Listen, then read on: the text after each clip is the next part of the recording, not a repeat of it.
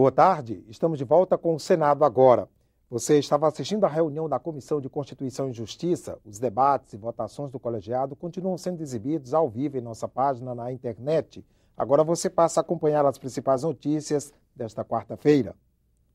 Mais uma medida provisória do ajuste fiscal começa a ser analisada pelos parlamentares. A MP 675 eleva a contribuição sobre o lucro líquido de instituições financeiras a partir de setembro. Por se tratar de tributo, tem que respeitar o prazo de 90 dias para entrar em vigor. A comissão mista da MP será instalada nesta quarta-feira.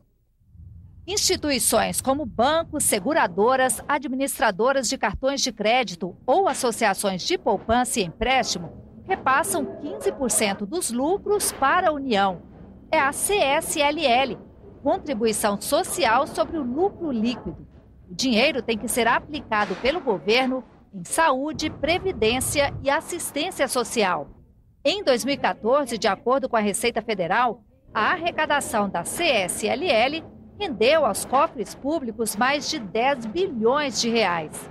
A medida provisória aumenta de 15% para 20% a alíquota da contribuição social sobre o lucro líquido que as instituições terão que pagar. Segundo cálculos da equipe econômica do governo, a expectativa é aumentar a arrecadação em cerca de 4 bilhões de reais por ano.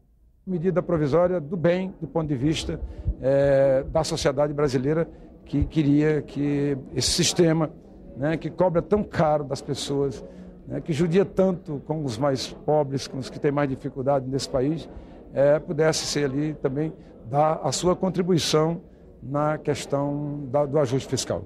Os bancos têm sido aquele setor da economia que tem lucrado mais.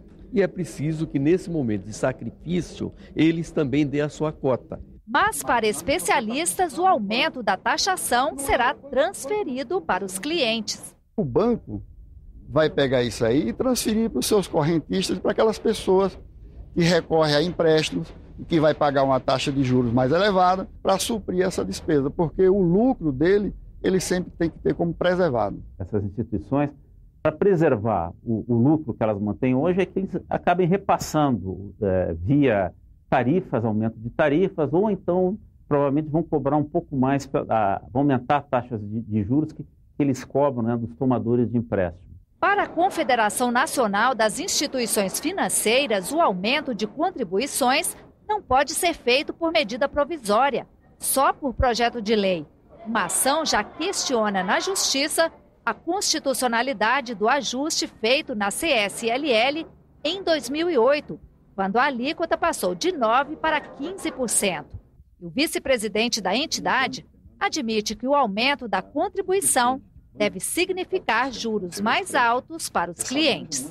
Falamos nesse momento de aumentar a margem sobre o produto financeiro, portanto juros, e não do aumento de tarifa. Não deve haver impacto do aumento da CSLL sobre tarifas. É aí que entra a regulação. Os órgãos de fiscalização e de regulação do setor financeiro têm que estar atuando e vigilante para que não haja um repasse para os serviços que estão prestados pelas instituições financeiras. Eu quero lembrar que as instituições financeiras não estão sujeitas a tabelamento das tarifas. Elas têm liberdade então, de fixação de juros e de tarifas.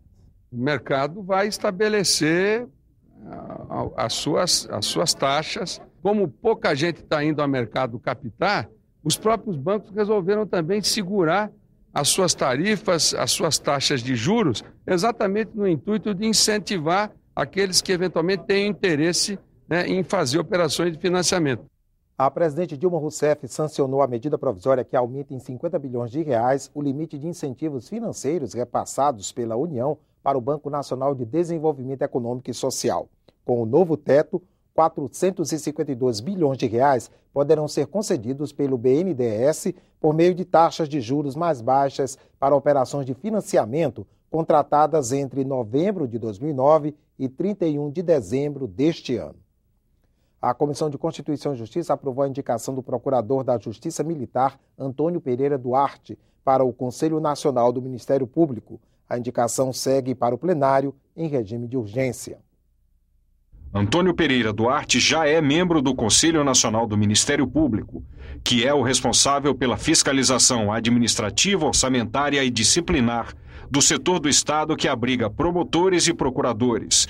Indicado para mais um mandato de 2 anos, ele disse aos senadores que atua principalmente no programa Segurança Sem Violência, que tem como um dos objetivos a melhoria do sistema penitenciário.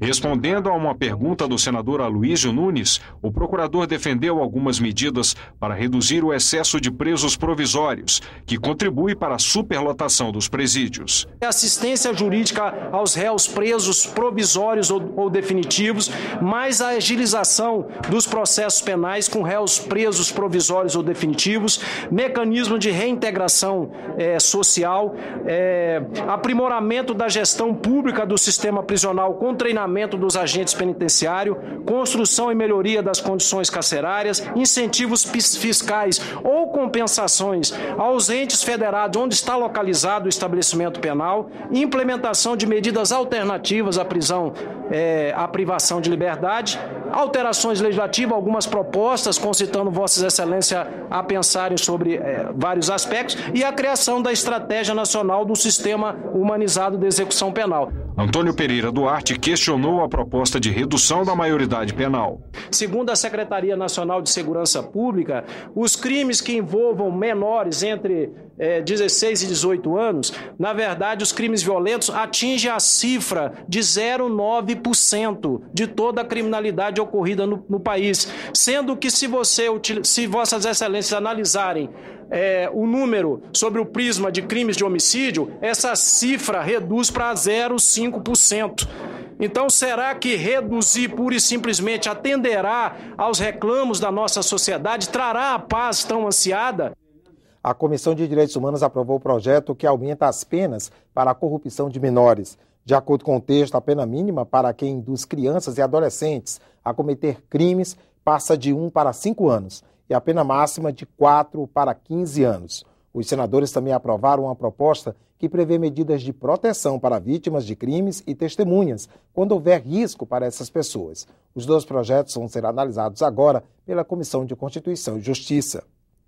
Um dia após o lançamento da segunda etapa do Programa de Investimentos em Logística do Governo Federal, o ministro do Planejamento defendeu a iniciativa em audiência pública conjunta das Comissões de Infraestrutura e de Meio Ambiente, Fiscalização e Controle. Segundo Nelson Barbosa, o programa vai permitir que o país cresça mais rápido e de maneira sustentável. A previsão é de que sejam investidos 198 bilhões de reais em infraestrutura até 2019. Os projetos de concessão atendem a demandas crescentes. Nos últimos 15 anos, a produção de grãos aumentou 130%.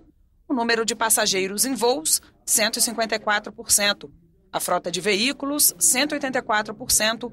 E a movimentação portuária, 100%. De acordo com o ministro do Planejamento, essa segunda etapa busca corrigir falhas da primeira fase e garantir que as iniciativas saiam do papel. O fator crucial para qualquer investimento é ter demanda. Se tem demanda, tem investimento.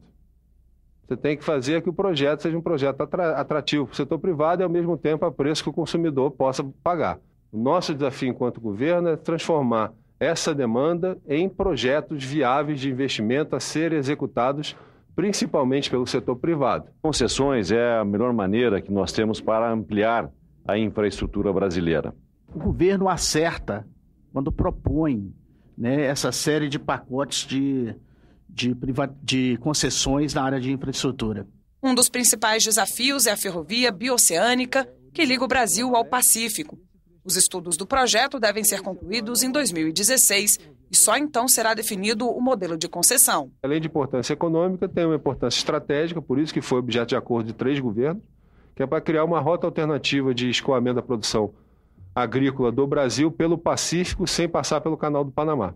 Alguns senadores questionaram a viabilidade do novo programa de investimentos. O governo tinha que começar a dizer quais são as principais obras, um planejamento de longo prazo e dizer, eu quero fazer essa primeira por conta disso e disso. Então, como tem falado aqui em outras reuniões, quem faz muito não faz nada. O volume de extensão de concessões vem aumentando. Começou no governo do Fernando Henrique, vem aumentando, depois aumentou no governo do presidente Lula, aumentou ainda mais no governo da presidente Dilma. A construção de ferrovias vem aumentando, está abaixo do que a gente precisa, sem dúvida está abaixo do que a gente precisa. está abaixo das metas iniciais apontadas pelo governo, mas vem crescendo. Então, o que a gente tem tentado trazer agora são metas bem realistas de execução dos programas.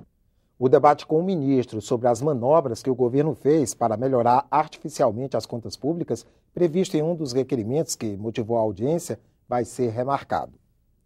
A Comissão de Assuntos Sociais ouviu hoje o ministro da Saúde sobre a epidemia de dengue no Brasil. O ministro Arthur Quioro apresentou dados atualizados até 30 de maio.